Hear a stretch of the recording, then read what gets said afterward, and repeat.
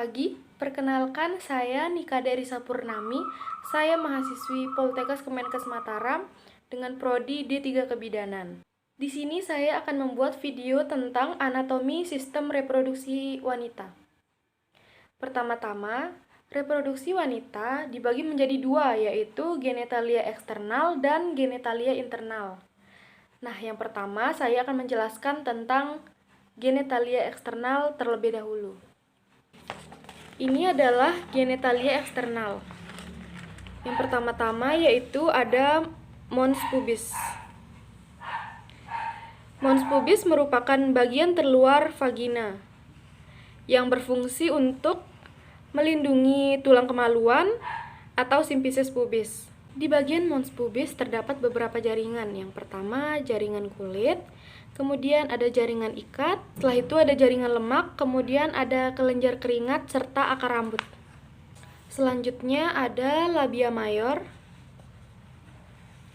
Ini labia mayor, memiliki fungsi yaitu untuk melindungi area kewanitaan atau daerah kewanitaan dari kuman dan kotoran. Jadi labia mayor bentuknya seperti lipatan besar di luar vagina. Kemudian setelah itu ada labia minor. Jadi labia minor ini ukurannya lebih kecil dari labia mayor yang berfungsi untuk melindungi uretra. Ini uretra atau saluran kencing dan vagina. Jadi labia minor ini tidak dilapisi oleh rambut. Kemudian di sini ada preputium klitoris. Ini preputium klitoris, yaitu lapisan yang melapisi klitoris. Jadi terletak di bagian atas klitoris, seperti selaput ini. Selanjutnya di bawahnya ini ada klitoris. Ini klitoris. Yang ini merupakan klitoris. Klitoris sendiri memiliki banyak pembuluh darah dan saraf sensori, jadi sangat peka terhadap rangsangan luar. Klitoris sendiri berukuran sangat kecil ya, seperti kacang polong yang berada di atas uretra. Selanjutnya ini ada uretra.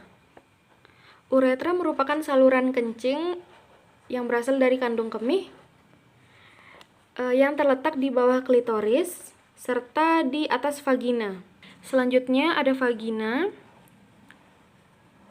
Vagina berfungsi sebagai jalan lahir dan juga sebagai keluarnya menstruasi. Kemudian ini ada kelenjar Bartholin.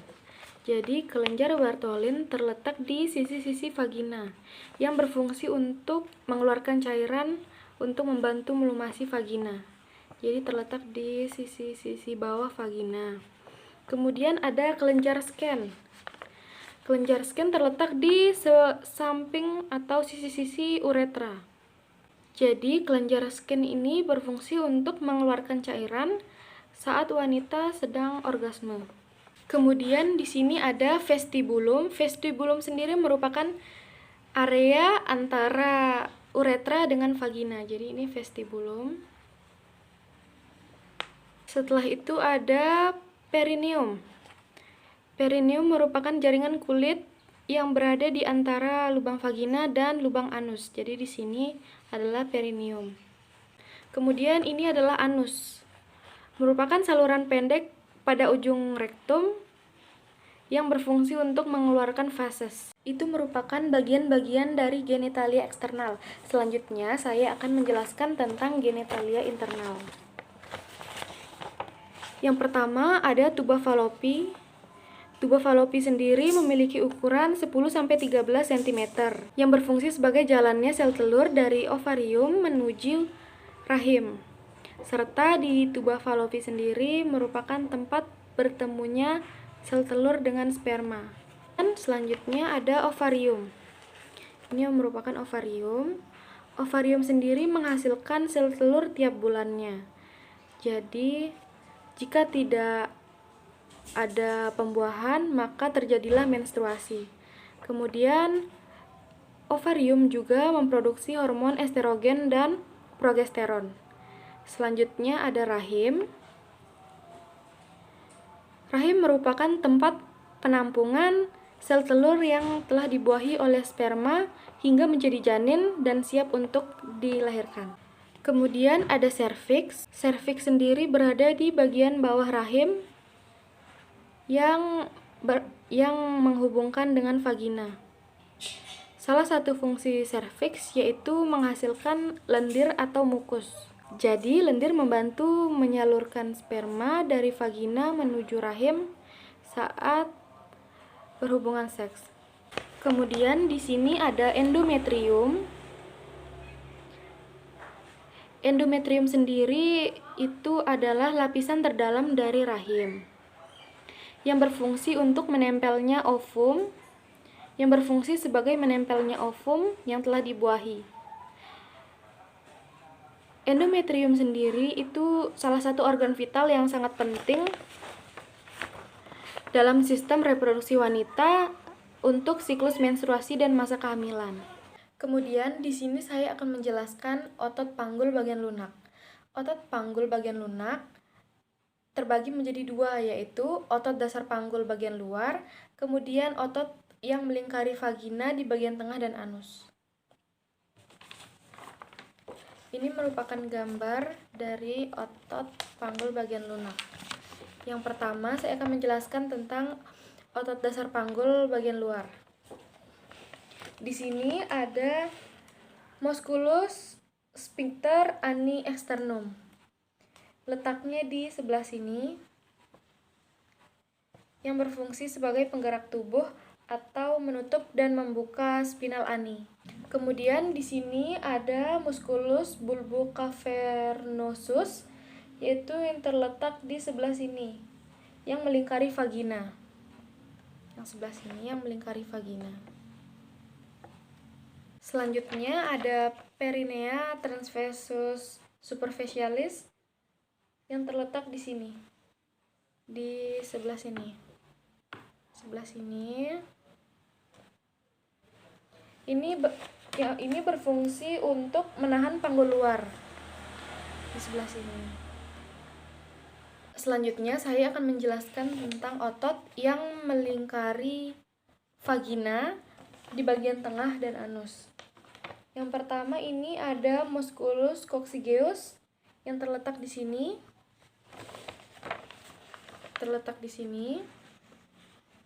Kemudian di sini ada musculus ischio-coccygeus yang terletak di sini.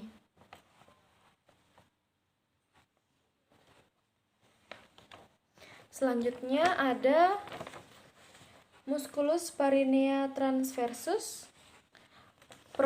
profundus terletak di bagian sini, di dekat dengan vagina, di bagian sini. Kemudian saya akan menjelaskan jaringan-jaringan lunak lainnya. Yang pertama ada uterus atau rahim. Yang kedua ada otot dasar panggul. Yang ketiga ada perineum. Nah, yang pertama adalah uterus atau rahim. Rahim sendiri memiliki fungsi salah satunya yaitu tempat perkembangan janin. Selanjutnya bagian-bagian rahim, yaitu yang pertama di sebelah sini ada vagina, kemudian di sebelah sini di atas vagina ada cervix. Kemudian yang terakhir ada fundus uteri. Fundus uteri sendiri merupakan titik tertinggi dari rahim. Nah, salah satu cara untuk mengetahui kehamilan dan memantau perkembangan janin yaitu adalah dengan mengukur tinggi fundus uteri. Kemudian ada otot dasar panggul yang sudah saya jelaskan sebelumnya. Dan yang ketiga ada perineum. Perineum adalah jaringan kulit yang berada di antara vagina dan anus.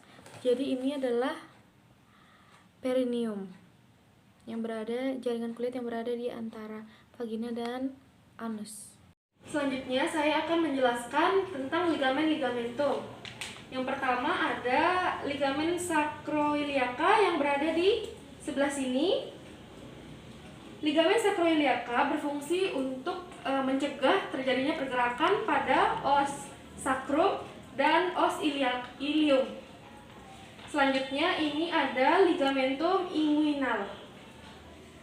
Ligamentum inguinal berfungsi untuk mencegah terjadinya pergerakan abdomen.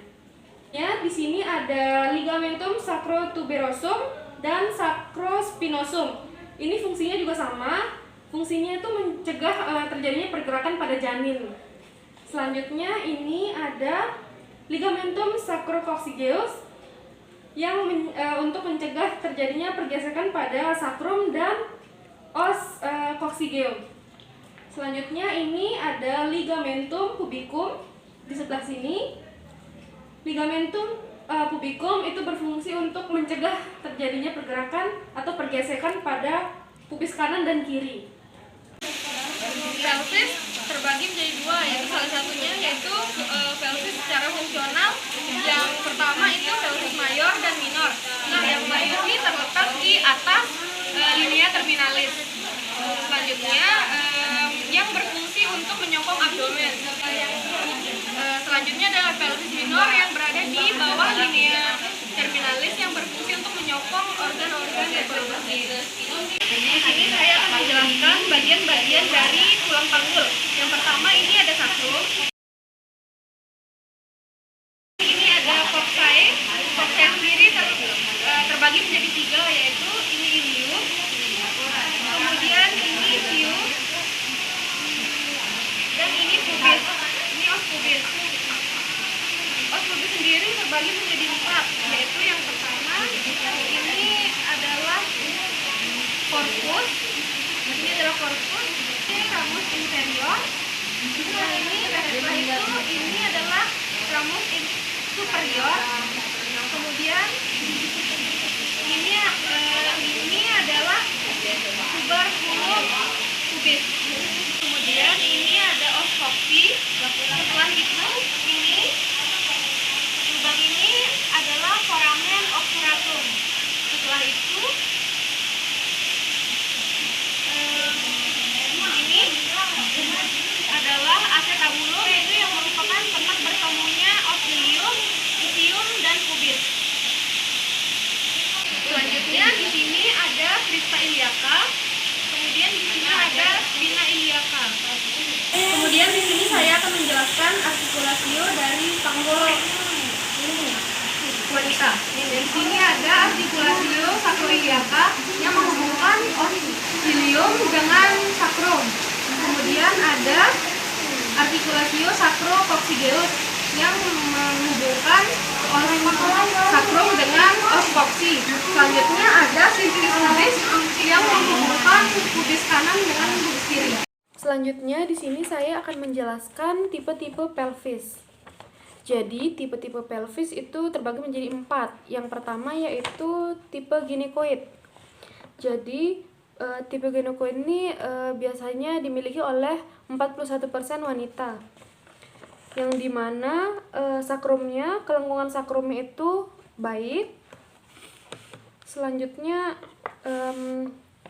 aditusnya bulat. Dan akropubisnya tuh tidak menonjol. Nih, tidak menonjol dan tumpul. Selanjutnya ada android. Jadi android ini sakrumnya itu sedikit memanjang, hampir lurus, kemudian angus pubisnya itu sempit. Biasanya terdapat pada pria ya, sekitar 33%. Selanjutnya di sini ada tipe anthropoid.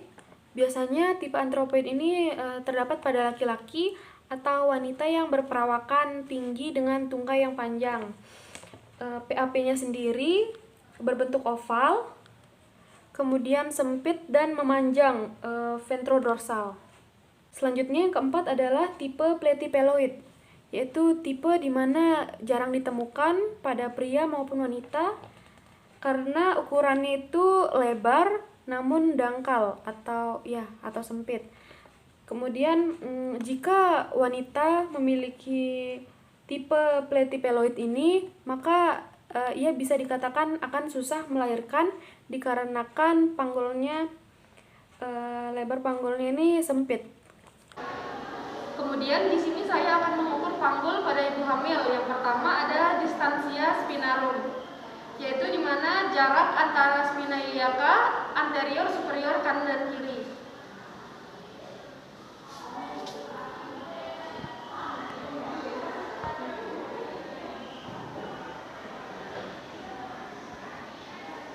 Ini 20 cm. Selanjutnya ada distansia cristarum, yaitu jarak terjauh antara crista iliaca kanan dan kiri.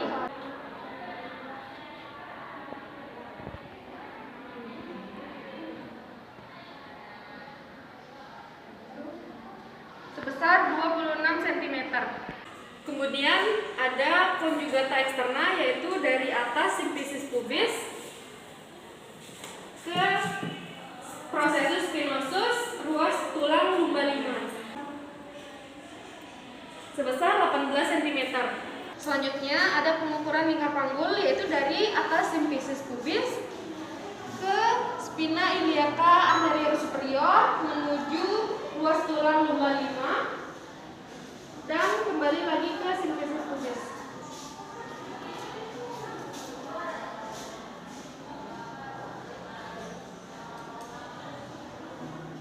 Sebesar 82 cm.